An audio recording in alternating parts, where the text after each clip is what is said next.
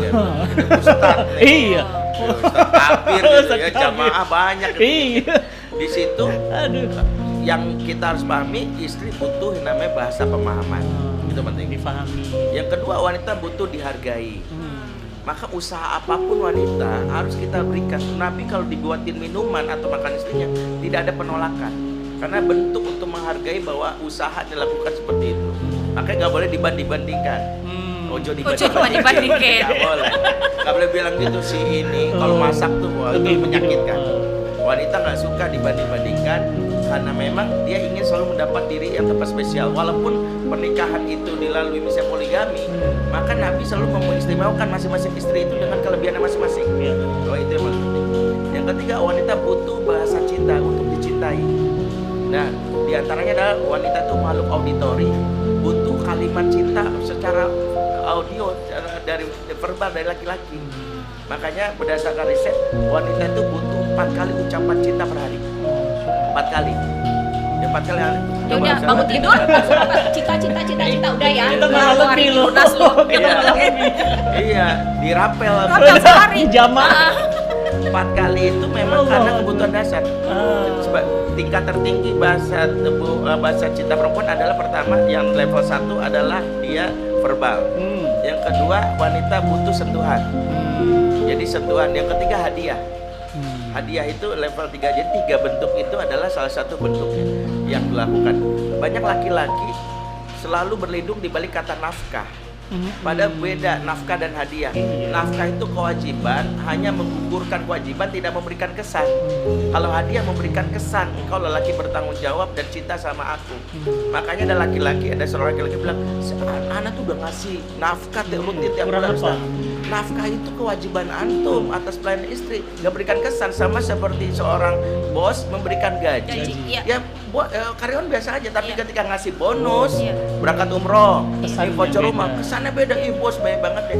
Banyak lelaki dalam tanda kutip itu berlindung di balik kata hemat, sebenarnya pelit. Pelit benar, laki-laki. Ya setuju, Ustaz. Makanya wanita itu makhluk Allah yang memang secara fitrah butuh rasa aman, butuh yang namanya zona nyamannya, butuh perhiasan. Kadang surah Az-Zukhruf Allah katakan bahwa wanita ciptakan suka berhias, kan butuh perhiasan. Awama yunashau fil hilyah, wanita ciptakan dengan keadaan hilyah, butuh perhiasan. Makanya memang hal-hal seperti inilah yang membuat wanita itu identik dengan hilyah, perhiasan, identik dengan emas, identik dengan kebutuhan rumah. Ya, Serius dia, serius. Bahasa cintanya itu level 3-nya di situ. Mas boleh di-upgrade nggak jadi berlian?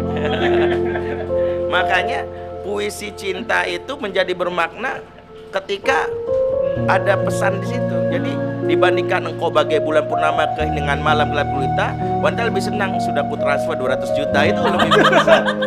Itu puisi singkatnya itu, singkat, dalam ngejelep. Ya. Bahasa cinta itu, bahasa cinta. Yang ketiga, wanita butuh cinta. Yang keempat, butuh rasa aman. Wanita butuh rasa aman.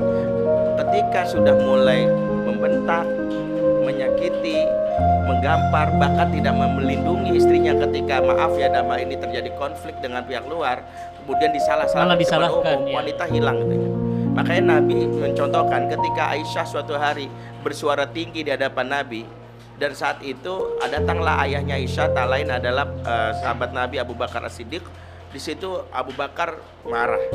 Dia tidak melihat bahwa Aisyah tidak sopan dengan suaminya, dan dia ingat dalam surat Al-Hujurat 2, ya ayyuhalladzina amanu la tarfa'u aswatakum fawqa sautin nabi. Orang beriman jangan tinggikan suaramu di hadapan Nabi.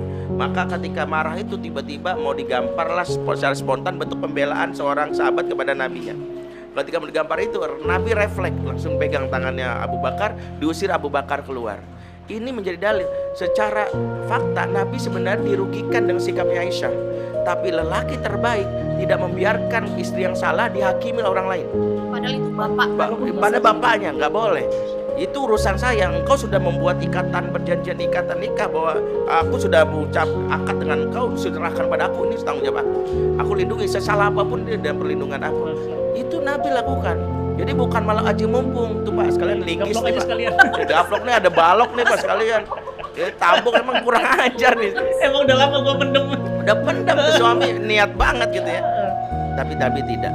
Disitulah Aisyah betul-betul merasakan betapa